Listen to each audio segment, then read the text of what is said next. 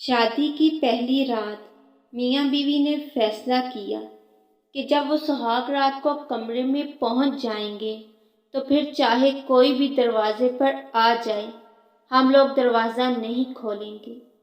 ابھی دلہے دلہن کو دروازہ بند کیے ہوئے تھوڑی ہی دیر ہوئی تھی کہ دلہے کے والدین کمرے کے باہر پہنچ گئے تاکہ اپنے بیٹے بہو کو نیک تمناؤں اور راحت بھری زندگی کی دعائیں دے سکیں۔ دروازے پر دستک ہوئی تو بتایا گیا کہ دلہے کے والدین باہر موجود ہیں اور دلہے دلہن سے ملنے کے خواہش مند ہیں۔ دلہا اور دلہن نے ایک دوسرے کی طرف دیکھا، باوجود اس کے کہ دلہا دروازہ کھولنا چاہتا تھا، لیکن اس نے فیصلے کو مد نظر رکھا اور اپنے والدین کے لیے دروازہ نہیں کھولا۔ دلہے کے والدین کچھ دیر وہاں کھڑے رہے اور مایوس واپس چلے گئے۔ ابھی کچھ دیر ہی گزری تھی کہ دلہن کے والدین بھی دلہے کے گھر پہنچ گئے تاکہ اپنی بیٹی اور داماد کو نیک خواہشات پہنچا سکیں اور انہیں سکھی زندگی کی دعائیں دے سکیں۔ ایک بار پھر کمرے کے دروازے پر دستک ہوئی تو بتایا گیا کہ دلہن کے والدین باہر موجود ہیں اور دلہے دلہن سے ملنے کے خواہش مند ہیں۔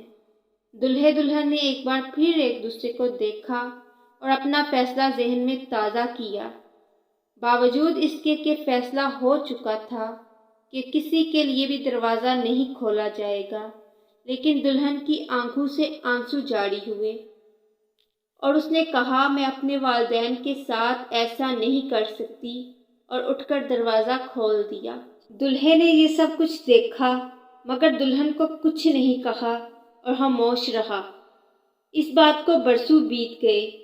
ان کے ہاں 4 بیٹے پیدا ہوئے اور 5ویں بار اللہ نے ان کو بیٹی دی۔ شوہر اپنی بیٹی کی پیدائش پر انتہائی خوش تھا اور اپنی ننھی گڑیا کے اس دنیا میں آنے کی خوشی میں ایک بہت بڑی پارٹی کا انتظام کیا، اور اس پارٹی میں ہر اس شخص کو بلایا گیا جس کو وہ جانتا تھا اور خوب خوشیاں منائی گئیں۔